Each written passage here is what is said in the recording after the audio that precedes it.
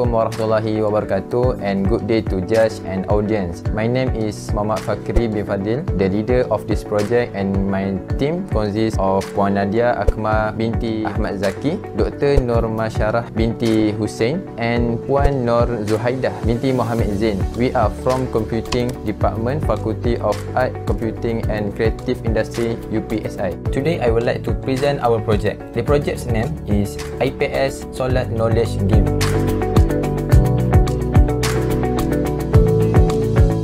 Solat is an essential foundation that needs to be learned and understood in the Islamic education subject. Teachers often teach Solat in conventional ways, which makes students less interested and bored. The use of technology-based teaching aids for Islamic education subjects has begun to be developed specifically to learn Jawi, Al-Quran, Arabic, Sirah, Akidah, Hadith and Solat. However, they are still lacking, especially in the form of 3D digital games. The objective of IPS game development is to draw students into the knowledge of Solat with an engaging and motivating environment through 3D game. And the other objective is to assist teachers in diversifying their teaching approach in order to create a learning environment that attract and challenge students by incorporating gaming elements into learning. This game has a few value-added features as can be seen from the game interface. First, this game make use of a 3D interface to increase student fun and interest in playing. Second, there are exciting game characters, sound effect and exciting storytelling plot. Third, the use of various environments set in the game makes player feel excited and arouse curiosity. And fourth, learning about the basic of Solat becomes more exciting and fun through activities or challenges that can increase the motivation and engagement of players. The IPS games have the potential to be commercialized for use by students and teachers in kindergarten, religious schools and primary schools. Apart from that, it is also suitable as a relaxing game for individuals who want to test their level of knowledge on the basic of prayer. The usefulness of this game is that it has the potential to help players enhance their Solat knowledge while playing. This game can also be used to teach and learn Islamic education caused by encouraging students to learn about Solat.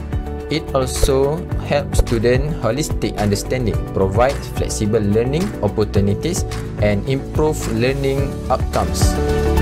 For recognition, this game has previously received a Gold Award at the Next Level Exhibition Creativity and Innovation FYP exhibition at 2020. As a conclusion, a development of IPS game is currently viewed as very significant nowadays as new teaching and learning strategies of Islamic education subject, especially on the Solat knowledge.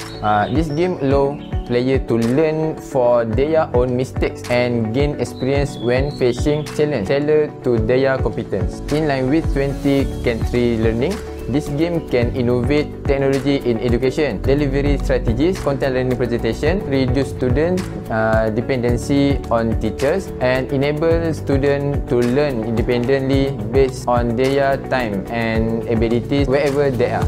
This concludes my presentation. Thank you for your attention and time, and have a pleasant day.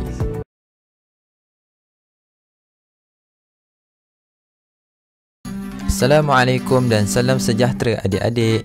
Abang akan menunjukkan bagaimana bermain permainan yang bertajuk IPS, Ilmu Pengetahuan Solat.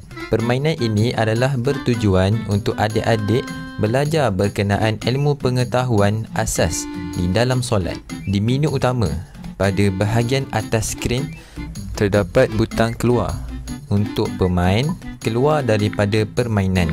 Kita dapat lihat butang main untuk adik-adik memulakan permainan. Jom kita mulakan permainan. Sebelum adik-adik memulakan permainan, adik-adik akan mendengar kisah ringkas daripada permainan ini. Adik boleh menekan butang seterusnya untuk paparan seterusnya. Oleh itu, Aman pergi ke negeri demi negeri dengan meredah pelbagai halangan. Maka bermulalah penjelajahan Aman. Selepas itu, adik akan melihat cara-cara bermain permainan ini. Adik boleh menekan butang seterusnya untuk paparan seterusnya. Ini adalah rumah guru pertama yang adik-adik perlu cari. Adik boleh menekan butang seterusnya untuk mulakan pengembaraan pertama. Di dalam ini, adik berperanan sebagai Aman. Adik perlu mencari rumah yang telah dipaparkan sebelum ini. Jika adik tersalah rumah, maka nyawa adik akan berkurang sebanyak 1 nyawa. Jika adik telah menjumpai rumah guru, maka adik hanya memasuki ke pintu rumah guru. Untuk pembelajaran pertama, adik akan belajar berkenaan pergerakan solat. Adik boleh memilih di antara muslimin atau muslimat. Adik perlu menjawab dengan betul untuk meneruskan permainan seterusnya sebelum masa yang diberikan tamat. Tahniah, adik telah berjaya mengumpulkan 1 bintang. Ini adalah rumah guru seterusnya yang perlu adik cari. Tekan butang seterusnya untuk mulakan cabaran kedua. Adik perlu merentasi lautan dengan berhati-hati. Jika terjatuh ke dalam laut, maka nyawa akan tertolak sebanyak 1 nyawa. Apabila sudah tiba di rumah guru, adik-adik hanya perlu memasuki ke dalam pintu rumah guru tersebut untuk meneruskan pembelajaran seterusnya. Pembelajaran seterusnya, adik-adik akan melihat rukun-rukun solat sebelum memulakan kuis di dalam tahap kedua ini. Adik-adik boleh mulakan menjawab dengan menekan butang seterusnya. Adik-adik perlu memastikan adik-adik dapat menjawab kuis sebelum masa yang diberikan tamat. Untuk tahap kedua, setiap kali adik berjaya menjawab ke semua kuis, akan tersenarai rukun-rukun ataupun perkara-perkara yang telah adik berjaya jawab. Tahniah, adik-adik berjaya mengumpul 1 lagi bintang. Ini adalah rumah guru seterusnya yang perlu adik cari. Tekan butang seterusnya untuk mulakan cabaran ketiga.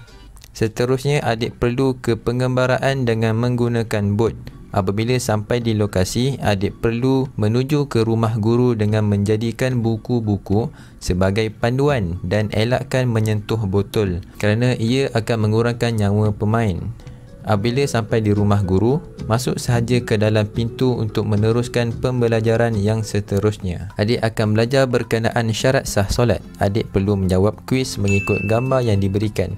Setelah berjaya menjawab, akan tersenarai 5 syarat sah solat. Tahniah, adik-adik berjaya mengumpulkan semua bintang dan menamatkan semua cabaran. Adik boleh bermain semula atau tutup permainan ini dengan menekan butang yang telah disediakan. Sekian, terima kasih.